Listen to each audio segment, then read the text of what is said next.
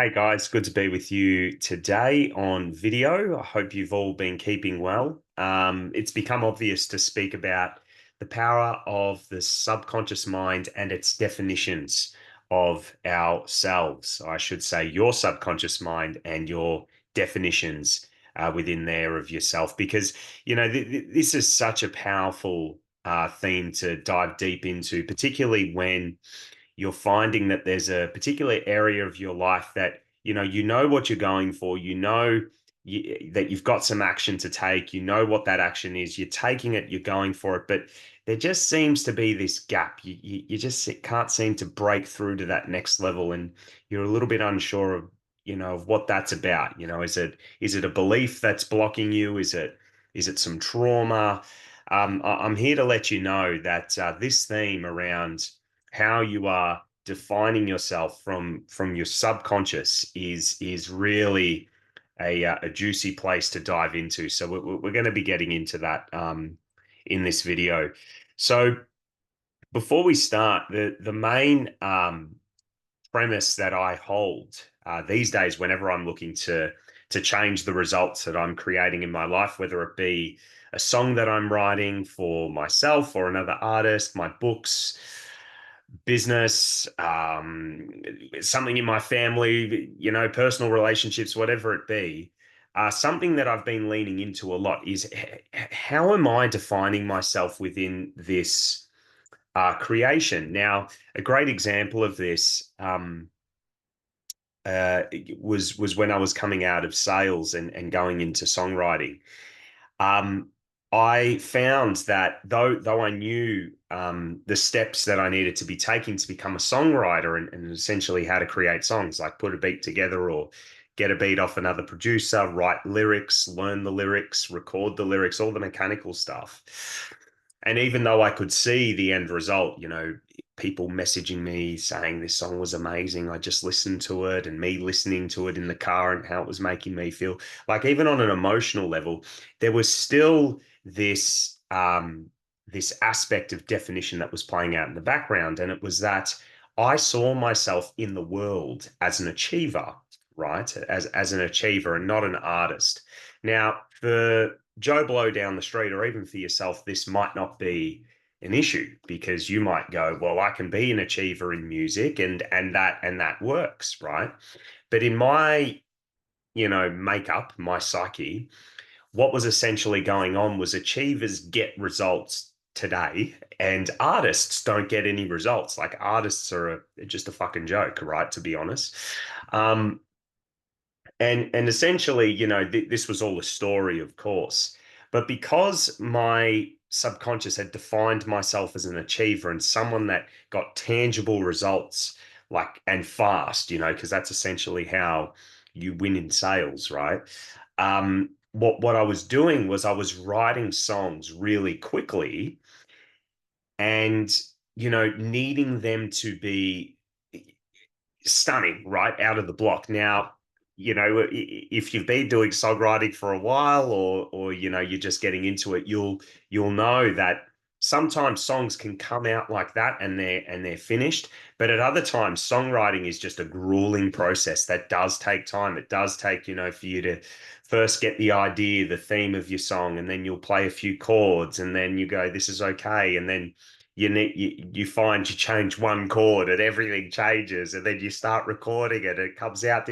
There's a whole, like, creative process to it, and sometimes that can happen very quickly, but quite often, well, I'm not going to say quite often, but it's not like a binary thing. It can be a year process, or it can be an hour process. But to the achiever, that's not acceptable. We need to know when we'll get results, or we need to know when the payoff could come, because there's pressure.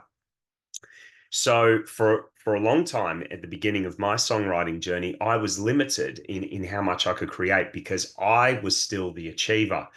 Now, what has recently changed for me is I don't define myself as achiever anymore. I have switched the message in my subconscious, and I'm calling myself a creator, because I don't want to slap the definition of my definition, at least, of what an artist is, because that is someone that just sits on a rock at Byron Bay and plays the guitar all day and doesn't really create anything at all.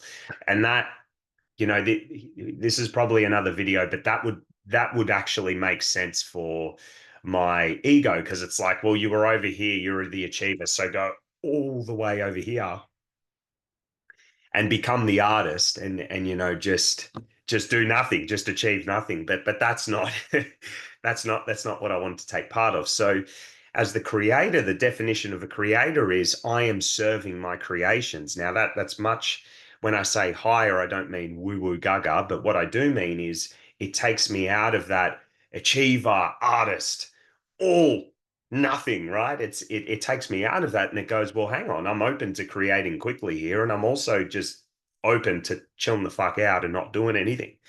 And what's incredible is you can have moments like this morning. I got this idea to write a resignation letter, and I didn't know what the resignation letter was about, but all I could see was I was resigning from something, and I was heading out on a journey into like Africa or something, right? So again, this was just an idea I had, and I'm going to write the letter. And again, because I'm not defining myself as an achiever, I'm like, well, this could be a cool thread for a book, a chapter in my upcoming fiction book that I'm working on, or it could be a song, or it could just be nothing, just a bit of like whatever, right? Just getting some creativity out in the morning, while I'm having my coffee.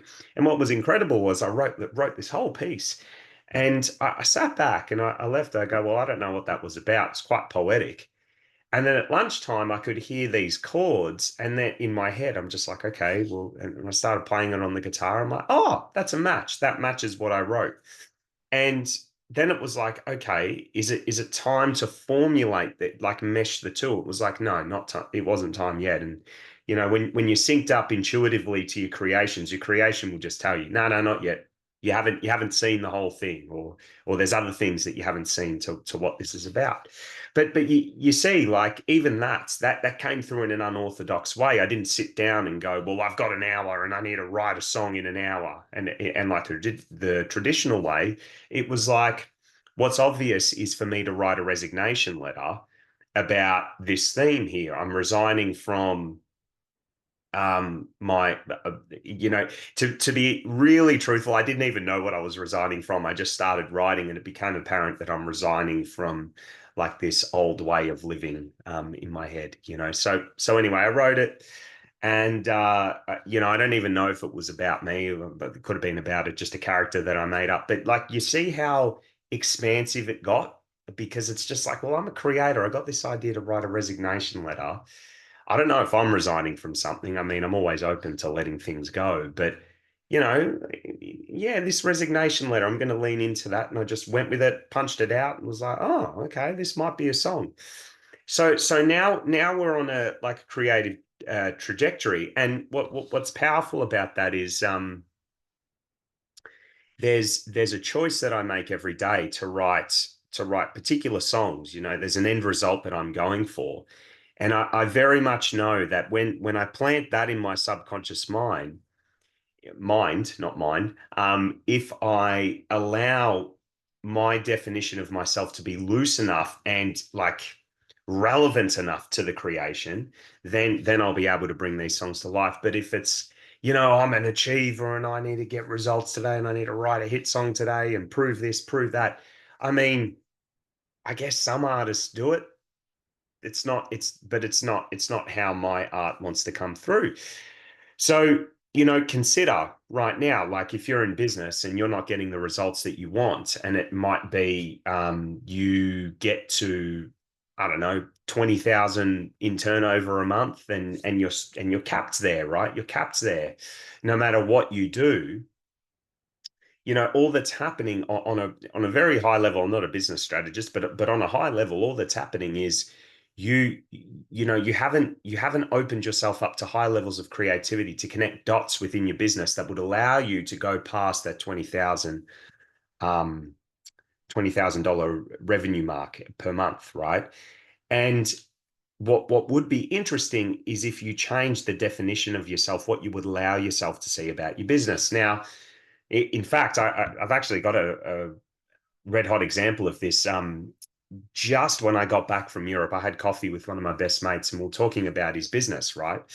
Now, for privacy reasons, everything, I won't mention who it is, but he runs a business that's in a trade, and he's at a point where it's grown quite a bit, but he's starting to question, what is this business, really about? Is it something that I would want to sell? Is that my end game? Is it um a thing that I will expand out into like teams, like I'll build teams of my own, or is it just for me, and I'm going to be a sole trader? And I don't give unsolicited advice to my friends. So it was just interesting listening because not that I knew what definition he has of himself within business, but it would be a very interesting exercise to go, well, what definition are you holding now of yourself within your business? And if you were to let that definition go, what becomes apparent? What vision becomes really obvious to you? What would you love to? What would you allow yourself to see that you would want to create? Now, again, I don't know what that is, but I can tell you that when people are stuck like that and they don't want to make a decision about where they're going, there's a high chance that there's a definition blocking it, right? And again, I'm trying to think of another example okay, so when I wrote my first fiction book, um, I had a definition. I'm a coach. That's who I am. Now, again, I still am a coach, right? But like when it's in the identity and it's something that I define myself and I'm proud of and I hold some like ownership that it's me, right? And that's the box that I fit into. Writing a fiction book in my mind bumped up against that definition. And it was like, well, coaches write how-to books. So when I finished that first book, what ended up happening? Now, again, the creation is a creation, and I'm happy with the end result for where I was at that time. But essentially, if you read that book, you'll see that I'm kind of undecided about what this project is. Like the story's cool, but then there's like sales lessons, and there's still that thread of I need to do this to be a coach, right? This is who I am. So let me embed sales lessons within this wild story about a salesman and a smuggler. But thinking back, I could see that that book really just wanted to be a fiction book.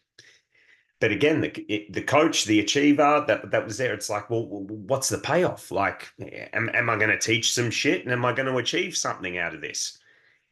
There was no guarantee that I was going to teach anything, and there was no guarantee that any achievement in terms of monetary or bestseller status would come from it. Now, did I make some money from the book? I made a little bit of money. Did I get bestseller status? It was seventh in its category, but at the end of the day, looking back, if I could write that book again, I would get very clear on, hey, how am I defining myself in this creation? And is it actually serving what this project wants to become? The book's done now, so it's finished, but you can see, right, it's limiting when you have to be someone. Another example I'll give you, if you guys have followed my rap career, was Psycho. When I wrote Psycho, that song does not exist on streaming platforms and everything anymore because I had a definition of being like a nice guy. And then, out of nowhere, I wrote this song about a murderer and like I was embodying the murderer and I was also playing the character of the victim in the same song. It was just all happening. Now, I had people that loved that song and they were messaging me about it, but like it was really hitting my definition of being a nice guy. So eventually I had to take it down. Now, in hindsight, with the knowledge that I have now, it would have been like, well, okay, Jordan, well, this is the creation. Um, what definition of me would serve this? And from that definition, let's make a decision of like, is it true to keep it out there? Is it true to even release in the first place? Um, and that's also the achiever, right? Because there have been many things that I've created that I just haven't put out there. I just haven't let anyone see it, and that's okay. That's completely cool. But back then, it was like it's not okay to create something that doesn't go anywhere. monetarily or for like significance or look at me. That wasn't cool. So you can see the definition that you hold of yourself within a creation is immensely powerful, immensely. Um, okay, so I think we've honed in on that theme there. Hope you guys enjoyed this. If you did, subscribe to my YouTube channel, my Facebook group, if it's ended up in here. And yeah, I look forward to catching up next time I get a thread to talk about. All right, guys, have a good day. Chat soon.